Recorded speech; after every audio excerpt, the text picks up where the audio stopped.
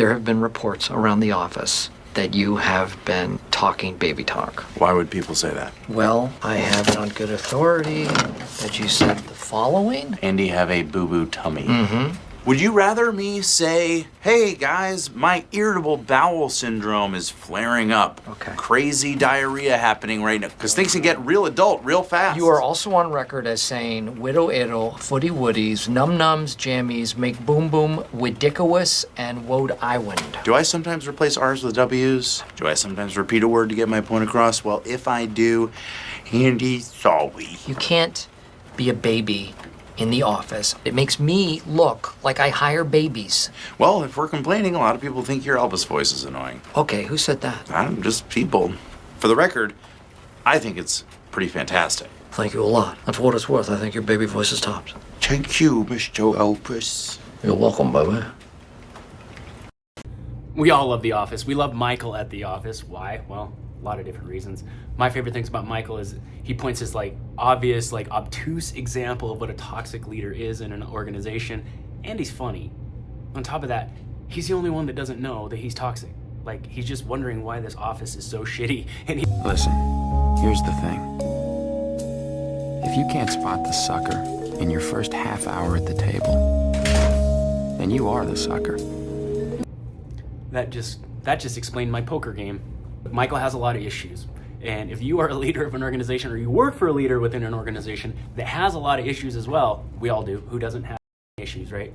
One thing that I see a lot in leaders and non-leaders, just everyday people trying to develop themselves as a whole person, is we get caught in this cycle of just trying to do the right thing, maybe trying to be everything to everyone, or just standing our ground and saying, hey, this is how I lead, this is how I manage, and I don't really care how it affects you. What I'm going to share with you today is how we use the Enneagram here at Peaks Energy to break down someone's pattern. This particular individual is looking to own their own vet clinic, and they're currently working at a clinic that they're trying to get out of for various reasons that go against their own moral compass. But what we do with your Enneagram pattern is we break down your temptations, otherwise known as sins, and your virtues. And we can say, what is leading you? This is the perfect example of how your strengths can become your weaknesses. And that happens when us as leaders start taking stuff personal. The beauty of the whole virtue side of the argument is that when you are led by virtue, it's always the right thing to do, and it always produces positive results and positive feedback, and that doesn't matter if you're doing it in your personal world or your professional world. This is something you can do really simply. Basically, all you need to know is your Enneagram pattern and what the various temptations or sins of each of Enneagram type is, and what the virtues of each Enneagram type is. All right, enjoy this video. It's a little bit like tutorial lecture, classroom feel. If you would be so kind to hit the subscribe, notification bell, like, and share this with someone that you know could use it. All right, folks, I'm excited to share something with you today. This is one of the most popular elements of our program. This is one of the things that people just love about their work in the Enneagram, and it's part of the unlocking process. This is just one thing we do to help people get unlocked from a situation that they're currently stuck in. And what I've done is I've compiled an example that's based loosely on real life examples of actual clients that we've worked with. So I've adapted this slightly to preserve anonymity, but I think you're really going to enjoy what we uncover here. This stuff is usually very simple, very quick, and the unlocking process happens pretty instantly. And when someone gets unlocked from a situation they currently are uncertain about, it really sparks their motivation exponentially, to the point where it's rather unbelievable. So what we're going to do here, what we're going to talk about is unlocking using awareness and knowledge of our path to temptation and our path of virtue. And since this gentleman is a Christian, we used Satan and Christ to represent the temptations and the virtues prospectively. So basically how we do this is we utilize your Enneagram chart, your Enneagram reading, and just as a refresher or an introduction for you, the Enneagram is a personality typing system, and it operates under the premise of there's 9 basic personality types that all have their own core motivations, their basic desires, their biggest fears, their strengths, their weaknesses, and the like.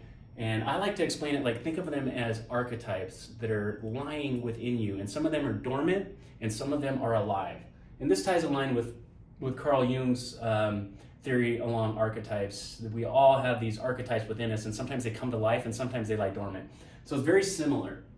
So in this particular situation, this gentleman is a type 8 Christian. Like I said, the dream is opening his own vet clinic.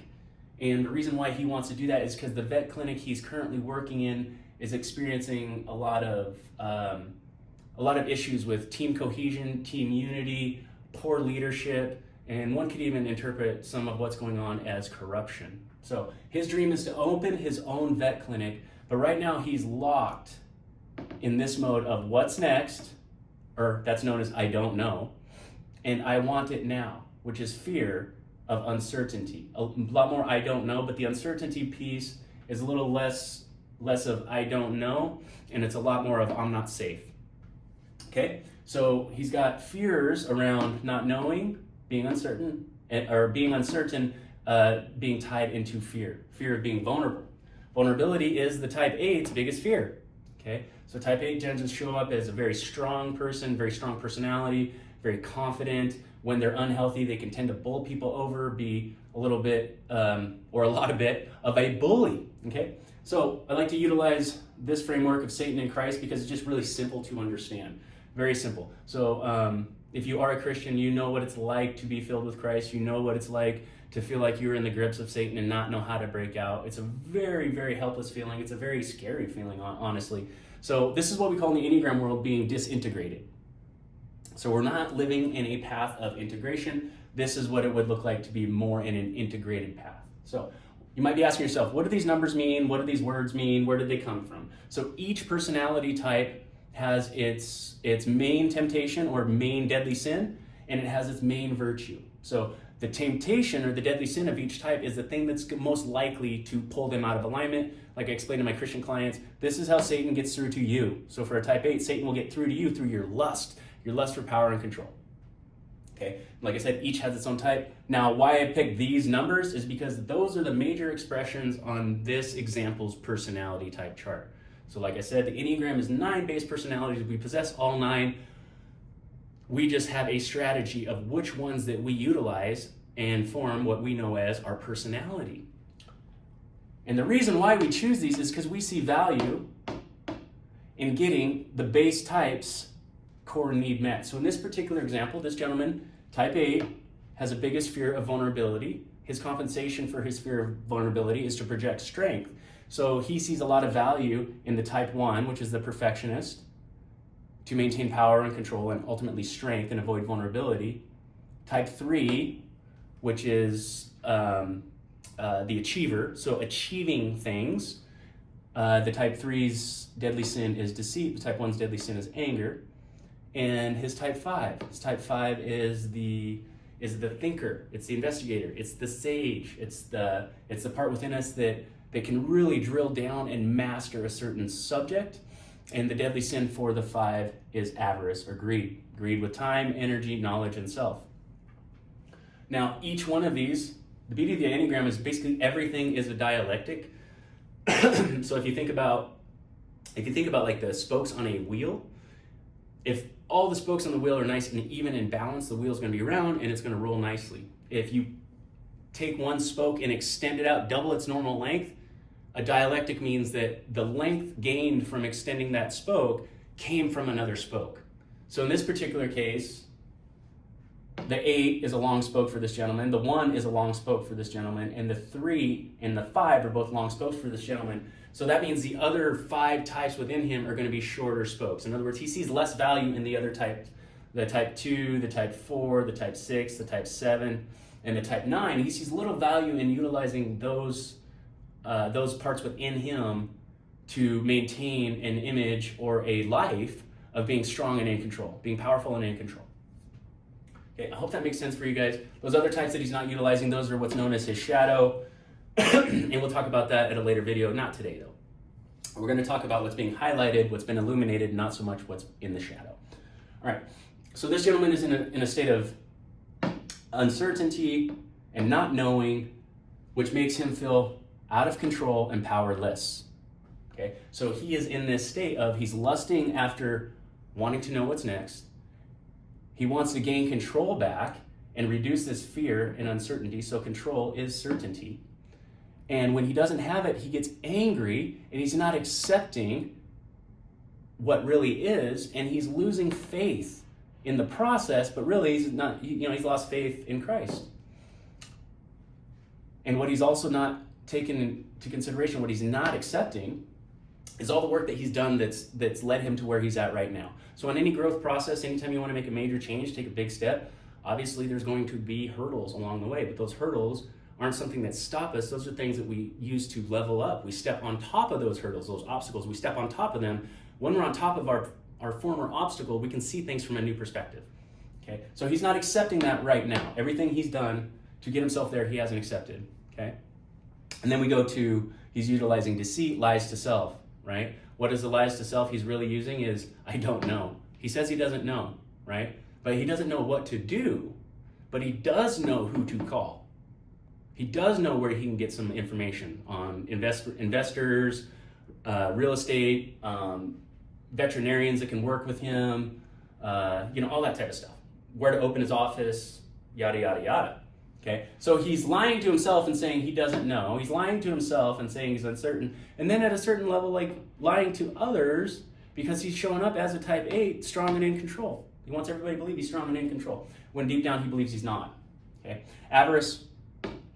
When a type 8 gets to this point where they feel like they're out of control and they're losing power, they go to their type 5 within them. That's a path of decline for the type 8, because it causes them to isolate and it causes them to shut down. So type 8 is the leader, and when they go to their type 5, they get greedy. They get greedy with their time, their energy, their knowledge, and ultimately their self, because they think they need to figure something out because they believe they don't know. And the reason why that is a path of decline for the 8, because the 8 is the leader. The 8 shows up and leads others. The 8 finds people that don't believe in themselves, that have lost their own sense of how strong and powerful and resilient they are, and they lead them to the best version of themselves. They lead them to more control over their own lives and their own situation. They lead them to finding their own true power and their own true genius. So that's the healthy type 8. All right. So he's momentarily stuck in this pattern here. All right. And so the dialectic that I mentioned like 10 minutes ago and 10,000 words ago, the dialectic is this right here. The virtue is the cure for the temptation. All right, those of you that are followers of Christ, you're going to understand that language very well. All right, so when he's in lust, what's he lusting after? He's lusting after knowing. He's lusting after certainty. But what we need to do is we need to take a look at the dream. What is the dream? Own a vet clinic. Why is that the dream? Well, the dream is independence. The dream is providing a clinic that the people that work in there are united. The people that work in there share a common mission. The people that work in there share the values and mission statement of the company. And the people that work in there are not going to be self-serving and ultimately do things that might compromise the best interests of the patients that they're seeing and the pets that they're seeing. Okay, so that is a very innocent dream, right? How much more virtuous can that be? Not much. And obviously the big obvious one that I didn't even mention was you get to help animals. Animals are defenseless, they're helpless, they can't help themselves. And so he gets to do that in a very healthy environment, and that is why his dream really is to own his own vet clinic. So boom, that's the innocence, right? And we go down to the child within, the inner child. What does the inner child really freaking want, right? Well, along this pattern, I can look at this pattern right now and know this person's not having a lot of fun. They're not having a lot of fun in life. Even when they're in their virtue, they're not having a lot of fun. Why? Because there's no type 2 in there, there's no type 7 in there, there's no type 9 in there. So this person is all about getting stuff done, and so they're losing innocence, and they're putting their innocence on hold, they're putting their fun on hold until they can maintain enough power and control to feel safe navigating their world, feeling in control of their world, okay? So Satan gets through to this guy by making him feel he's powerless and out of control, which pisses him off, which causes him to lie to himself and others, which causes him to be greedy with his time and energy, all right? So tie into the dream. Why am I doing this? I'm doing this for a very innocent and virtuous reason. This is the path of the Christ. This is Jesus within. This is Jesus leading me right here, okay? Serenity. Why is serenity the cure for anger? Because when we're angry, we're not accepting. When we're angry, we're pushing back, we're fighting back. And so he's pushing back against really Christ's plan for him. Christ put him there. Christ put him in a situation corruption and disintegration and said, hey, you were the one to lead these people out of here, okay? So finding serenity, being at peace with the confusion, the lack of certainty, just being part of the process, okay? This is like if you're jumping from one ledge to another, there is a time where you're going to be free floating in the air, and that's just part of the process. We got to do it. How certain was Jesus? How certain? Well, Jesus was pretty darn certain, but Jesus knew what was coming. Jesus knew what was coming with the results of his effort, following his dream and following his virtue from the Father. He knew what the result was going to be, but he accepted it and was at peace. Okay, so that's the cure for his anger. Authenticity, deceit, lies to self. All right, what is the truth and what do you value? What is the truth? The truth is, I am doing something that's hard. Why am I doing it? Because people need an office environment. People need to work in a clinic that enriches their heart and enriches their values and is more in line with why they're doing it. People don't get into veterinary medicine. I don't know all of them, but it's a reasonable assumption that people don't get into veterinary medicine because they don't like animals, because they don't like helping people with animals, right? But if you're in a clinic that's disintegrated, everybody's arguing, nobody really, I shouldn't say nobody, but there's a great number of people within the office that don't really care so much about the experience that the pet and the owner has had, right? That doesn't match those people's true values. So his authentic nature is going to attract more people that want to work in a vet clinic that he owns. Okay, so that's a true authentic cure for deceit. And then non-attachment. So this attachment right here, this is the bottom of his pattern. He gets through this pattern of feeling out of control and powerless, getting angry about it, losing faith, not accepting what is. Then he starts lying to himself and everyone else. I'm fine, or whatever. And then he stays attached to this pattern and gets more greedy and more employs more avarice for his interface with the world. And what can happen here is, you end up snapping at your kids, or you end up snapping at someone you work with, or maybe even a patient. Hopefully not, but those things can happen. Why? Because I'm trying to figure it out, leave me alone. That's where we get. And he gets stuck here, and he's attached right here to figuring it out. Figuring what out? Figuring out why I don't know. What should I know? And figuring out how to remove the uncertainty coming from fear, aka vulnerability. So non-attachment to what? BS, belief systems. What is the belief system that he's attached to right now that's not serving him? That in some way, shape, or form, this isn't the right thing to do. That he might fail. That he might not ever know what to do. Knowledge. In the type 5, I must know what I should do. I must know what to do.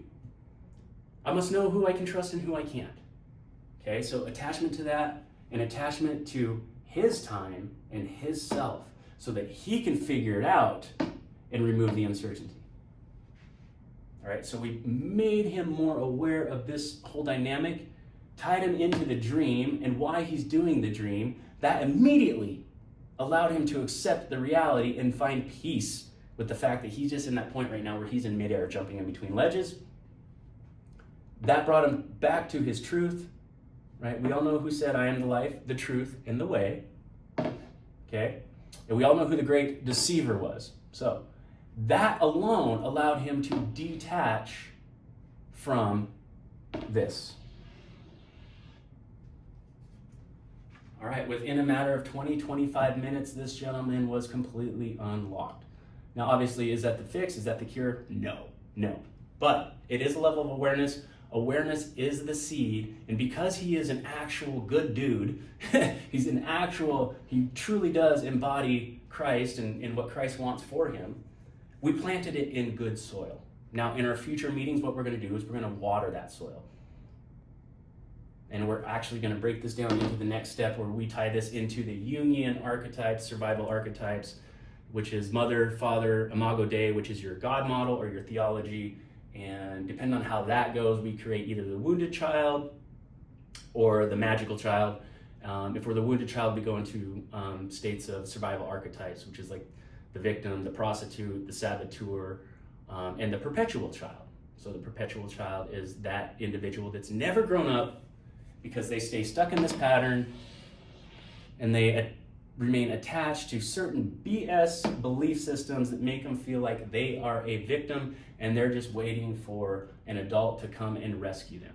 So we all know people like that. Bless their heart. God's working through them as well. So yeah, that's what's next for him. But I just want to share that with you guys. This is part of the unlocking process. This is part of what we do. Right now I am doing a Black Friday special. It's good through the weekend. If you buy 5 breakthrough unlocking sessions, you will get 5 for free. Obviously, you can buy 5 for yourself and give the other 5 away as a gift. In fact, I'd recommend that. This stuff is really fun. Actually, this might seem a little confusing to you or maybe even a little scary, but I promise you it's the opposite. It is absolutely liberating, absolutely fun, and double the fun if you're sharing it with someone you know and love. All right, guys, I hope you enjoyed that. I hope you found value in that. Please leave a comment down below. And if you're so inclined, if you're in a leadership position, actually, I just wrote a book about Enneagram in the leadership. If you're in a leadership position, I highly recommend that you buy that book. I highly appreciate it if you buy that book. But if not, all good. Just keep watching the videos and applying this to your own personal situation. And I can promise you that you will find some relief and you will experience a level of unlocking. Maybe not to the full degree of getting a personal coach, personal guide, but you will experience a great deal of unlocking.